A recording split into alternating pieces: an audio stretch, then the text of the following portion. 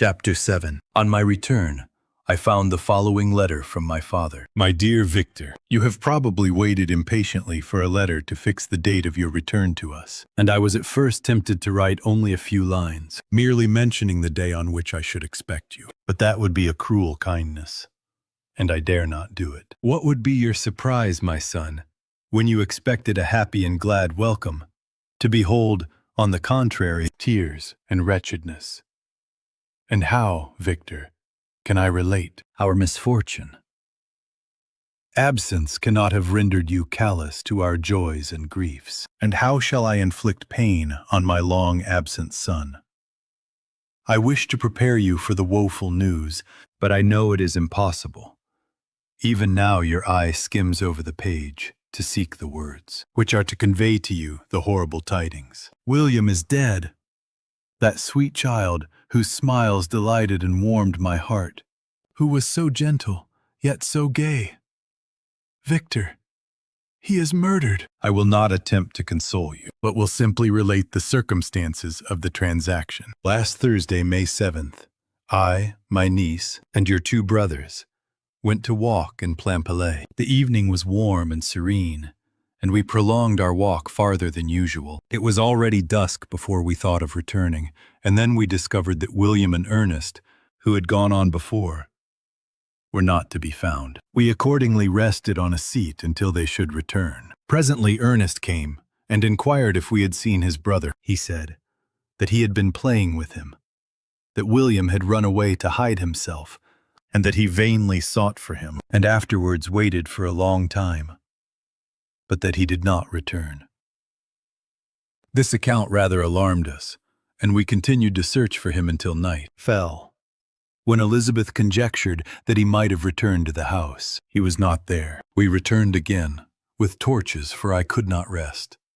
When I thought that my sweet boy had lost himself, and was exposed to all the damps and dews of night, Elizabeth also suffered extreme anguish. About 5 in the morning I discovered my lovely boy, whom the night before I had seen blooming and active in health, stretched on the grass. Livid and motionless, the print of the murder's finger was on his neck. He was conveyed home, and the anguish that was visible in my countenance betrayed the secret to Elizabeth. She was very earnest to see the corpse. At first I attempted to prevent her, but she persisted, and entering the room where it lay, hastily examined the neck of the victim, and clasping her hands exclaimed, "Oh God, I have murdered my darling child." She fainted, and was restored with extreme difficulty. When she again lived, it was only to weep and sigh. She told me that same evening, William had teased her to let him wear a very valuable miniature that she possessed of your mother. This picture is gone,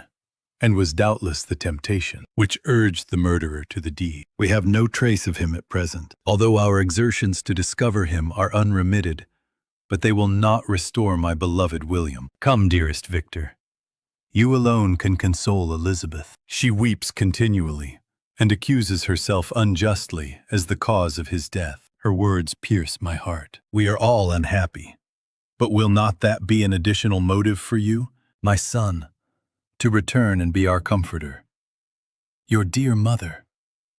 Alas, Victor, I now say, thank God she did not live to witness the cruel, miserable death of her youngest darling. Come, Victor, not brooding thoughts of vengeance against the assassin, but with feelings of peace and gentleness that will heal, instead of festering, the wounds of our minds. Enter the house of mourning, my friend, but with kindness and affection for those who love you, and not with hatred for your enemies. Your affectionate and afflicted father, Alphonse Frankenstein. Geneva, May 12th, 17. Clerval, who had watched my countenance as I read this letter, was surprised to observe the despair that succeeded the joy I at first expressed on receiving news from my friends. I threw the letter on the table and covered my face with my hands. "My dear Frankenstein," exclaimed Henry, when he perceived me weep with bitterness, "are you always to be unhappy? My dear friend, What has happened? I motioned him to take up the letter, While I walked up and down the room in the extremest agitation. Tears also gushed from the eyes of Clerval as he read the account of my misfortune. "I can offer you no consolation, my friend," said he. Your disaster is irreparable. What do you intend to do? To go instantly to Geneva. Come with me, Henry, to order the horses. During our walk, Clerval endeavored to say a few words of consolation. He could only express his heartfelt sympathy. "Poor William," said he, Dear lovely child. He now sleeps with his angel mother, who that had seen him bright and joyous in his young beauty, but must weep over his untimely loss. To die so miserably, to feel the murderer's grasp, how much more a murdered that could destroy radiant innocence. Poor little fellow. One only consolation have we, his friends. Mourn and weep. But he is at rest. The pang is over. His sufferings are at an end forever. A sod covers his gentle form, and he knows no pain. He can no longer be a subject for pity. We must reserve that for his miserable survivors. Clerval spoke thus as we hurried through the streets. The words impressed themselves on my mind, and I remembered them afterwards in solitude. But now, as soon as the horses arrived, I hurried into a cabriolet and bade farewell to my friend. My journey was very melancholy. At first I wished to hurry on, for I longed to console and sympathize with my loved and sorrowing friends. But when I drew near my native town, I slackened my progress. I could hardly sustain the multitude of feelings that crowded into my mind. I passed through scenes familiar to my youth, but which I had not seen for nearly 6 years. How altered everything might be during that time. One sudden and desolating change had taken place. But 1,000 little circumstances might have by degrees worked other alterations, which, although they were done more tranquilly, might not be the less decisive. Fear overcame me. I dared no advance, dreading 1,000 nameless evils that made me tremble, although I was unable to define them. I remained 2 days at Lausanne in this painful state of mind. I contemplated the lake.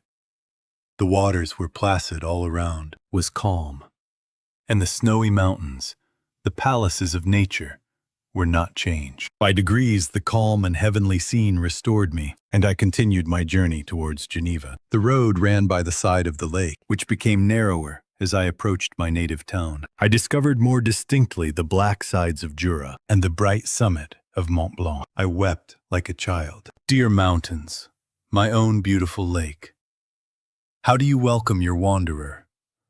Your summits are clear. The sky and lake are blue and placid. Is this to prognosticate peace, or to mock at my unhappiness? I fear, my friend, that I shall render myself tedious by dwelling on these preliminary circumstances. But they were days of comparative happiness, and I think of them with pleasure. My country, my beloved country. Who but a native can tell the delight I took in again beholding thy streams, thy mountains, and, more than all, thy lovely lake? Yet, as I drew nearer home, grief and fear again overcame me. Night also closed around, and when I could hardly see the dark mountains, I felt still more gloomily. The picture appeared a vast and dim scene of evil, and I foresaw obscurely that I was destined to become the most wretched of human beings. Alas, I prophesied truly, and failed only in one single circumstance, that, in all the misery I imagined and dreaded, I did not conceive the 100th part of the anguish I was destined to endure. It was completely dark when I arrived in the environs of Geneva. The gates of the town were already shut, and I was obliged to pass the night at Secaron, a village at the distance of half a league from the city. The sky was serene, and, as I was unable to rest, I resolved to visit the spot where my poor William had been murdered. As I could not pass through the town, I was obliged to cross the lake in a boat to arrive at Plainpalais. During this short voyage, I saw the lightning playing on the summit of Mont Blanc in the most beautiful figures. The storm appeared to approach rapidly, and, on landing, I ascended a low hill that I might observe its progress. It advanced. The heavens were clouded, and I soon felt the rain, coming slowly in large drops, but its violence quickly increased. I quitted my seat and walked on, although the darkness and storm increased every minute, and the thunder burst with a terrific crash over my head. It was echoed from Salève, the Jura, and the Alps of Savoy. Vivid flashes of lightning dazzled my eyes, illuminating the lake, making it appear like a vast sheet of fire. Then, for an instant, everything seemed of a pitchy darkness, until the eye recovered itself from the preceding flash. The storm, as is often the case in Switzerland, appeared at once in various parts of the heavens. The most violent storm hung exactly north of the town, over the part of the lake, which lies between the promontory of Belle Rive and the village of Copette. Another storm enlightened Jura with faint flashes, and another darkened, and sometimes disclosed, the Mole, a peaked mountain to the east of the lake. While I watched the tempest, so beautiful yet terrific, I wandered on with a hasty step. This noble war in the sky elevated my spirits.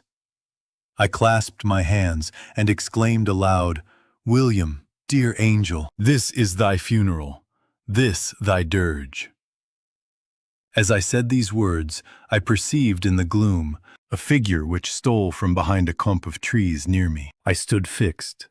Gazing intently, I could not be mistaken. A flash of lightning illuminated the object, and discovered its shape plainly to me, its gigantic stature, and the deformity of its aspect, more hideous than belongs to humanity, instantly informed me that it was the wretch, the filthy demon to whom I had given life. What did he there? Could he be? I shuddered at the conception. The murderer of my brother. No sooner did that idea cross my imagination than I became convinced of its truth. My teeth chattered, and I was forced to lean against a tree for support. The figure passed me quickly, and I lost it in the gloom. Nothing in human shape could have destroyed the fair child. He was the murderer. I could not doubt it. The mere presence of the idea was an irresistible proof of the fact. I thought of pursuing the devil, but it would have been in vain, for another flash discovered him to me, hanging among the rocks of the nearly perpendicular ascent of Mont Salève, a hill that bounds Plainpalais on the south. He soon reached the summit and disappeared. I remained motionless. The thunder ceased, but the rain still continued, and the scene was enveloped in an impenetrable darkness. I revolved in my mind the events, which I had until now sought to forget. The whole train of my progress toward the creation, the appearance of the works of my own hands at my bedside, its departure. 2 years had now nearly elapsed since the night on which he first received life. And was this his first crime? Alas, I had turned loose into the world, a depraved wretch, whose delight was in carnage and misery. Had he not murdered my brother? No one can conceive the anguish I suffered during the remainder of the night, which I spent, cold and wet, in the open air. But I did not feel the inconvenience of the weather. My imagination was busy in scenes of evil and despair. I considered the being whom I had cast among mankind and endowed with the will and power to effect purposes of horror, such as the deed which he had now done, nearly in the light of my own vampire, my own spirit, let loose from the grave, and forced to destroy all that was dear to me. Day dawned, and I directed my steps towards the town. The gates were open, and I hastened to my father's house. My first thought was to discover what I knew of the murderer and cause instant pursuit to be made. But I paused when I reflected on the story that I had to tell. A being whom I myself had formed and endued with life had met me at midnight among the precipices of an inaccessible mountain. I remembered also the nervous fever with which I had been seized just at the time that I dated my creation, and which would give an air of delirium to a tale otherwise so utterly improbable. I well knew that if any other had communicated such a relation to me, I should have looked upon it as the ravings of insanity. Besides, the strange nature of the animal would elude all pursuit, even if I were so far credited as to persuade my relatives to commence it. And then of what use would be pursuit? Who could arrest a creature capable of scaling the overhanging sides of Mont Salève? These reflections determined me, and I resolved to remain silent. It was about 5 in the morning when I entered my father's house. I told the servants not to disturb the family, and went into the library to attend their usual hour of rising. 6 years had elapsed, passed in a dream, but for one indelible trace. and I stood in the same place, where I had last embraced my father before my departure for Ingolstadt. Beloved and venerable parent, he still remained to me. I gazed on the picture of my mother, which stood over the mantelpiece. It was an historical subject, painted at my father's desire, and represented Caroline Beaufort in an agony of despair, kneeling by the coffin of her dead father. Her garb was rustic, and her cheek pale, but there was an air of dignity and beauty that hardly permitted the sentiment of pity. Below this picture was a miniature of William, and my tears flowed when I looked upon it. While I was thus engaged, Ernest entered. He had heard me arrive, and hastened to welcome me.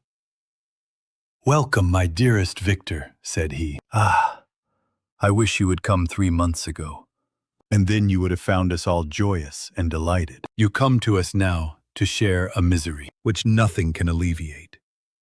Yet your presence will, I hope, revive our father, who seems sinking under his misfortune, and your persuasions will induce poor Elizabeth to cease her vain and tormenting self-accusations. Poor William!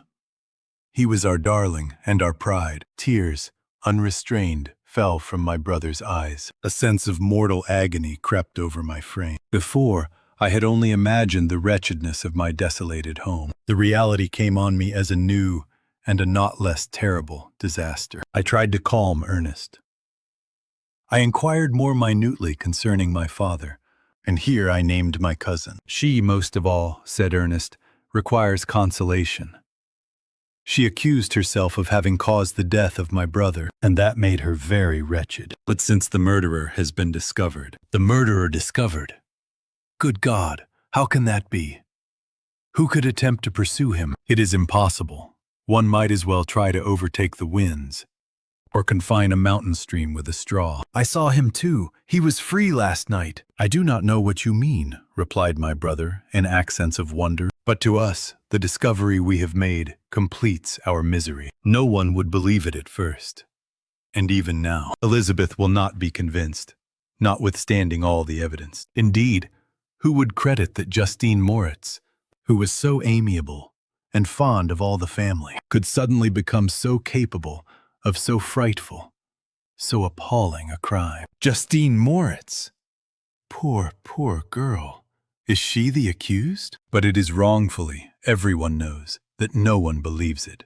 Surely, Ernest, no one did at first, but several circumstances came out that have almost forced conviction upon us, and her own behavior has been so confused as to add to the evidence of facts, a weight that, I fear, leaves no hope for doubt. But she will be tried today, and you will then hear all." He then related that, the morning on which the murder of poor William had been discovered, Justine had been taken ill and confined to her bed for several days. During this interval, one of the servants, happening to examine the apparel she had worn on the night of the murder, had discovered in her pocket the picture of my mother, which had been judged to be the temptation of the murderer. The servant instantly showed it to one of the others, who, without saying a word to any of the family, went to a magistrate, and upon their deposition, Justine was apprehended. On being charged with the fact, the poor girl confirmed the suspicion, in a great measure by her extreme confusion of manner. This was a strange tale,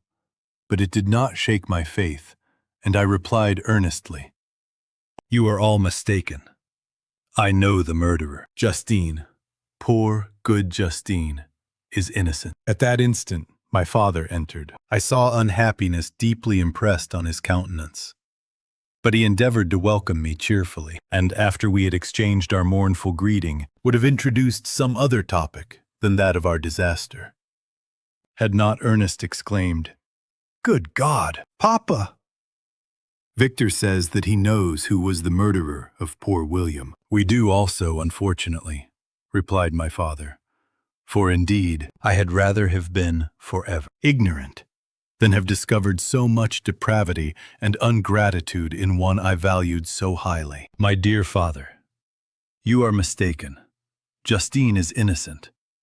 If she is, God forbid that she should suffer as guilty. She is to be tried today, and I sincerely hope, that she will be acquitted." This speech calmed me. I was firmly convinced in my own mind that Justine, and indeed every human being, was guiltless of this murder. I had no fear, therefore, that any circumstantial evidence could be brought forward strong enough to convict her. My tale was not one to announce publicly. Its astounding horror would be looked upon as madness by the vulgar. Did anyone indeed exist except I, the Creator, who would believe, unless his senses convinced him, in the existence of the living monument of presumption and rash ignorance, which I had let loose upon the world? We were soon joined by Elizabeth. Time had altered her since I last beheld her.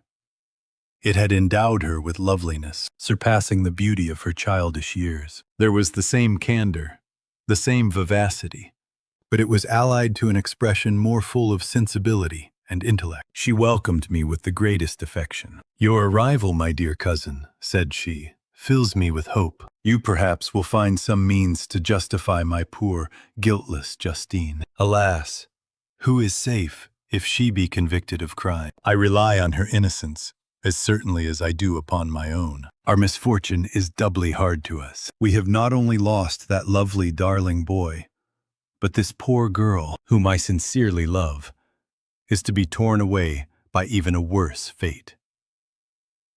If she is condemned, I never shall know joy more. But she will not. I am sure she will not. And then I shall be happy again, even after the sad death of my little William." "She is innocent, my Elizabeth," said I, "and that shall be proved. Fear nothing, but let your spirits be cheered by the assurance of her acquittal. How kind and generous you are! Everyone else believes in her guilt, and that made me wretched, for I knew that it was impossible, and to see everyone else prejudiced in so deadly a manner rendered me hopeless and despairing." She wept. "Dearest niece," said my father, "dry your tears. If she is, as you believe, innocent, rely on the justice of our laws and the activity with which I shall prevent the slightest shadow of partiality.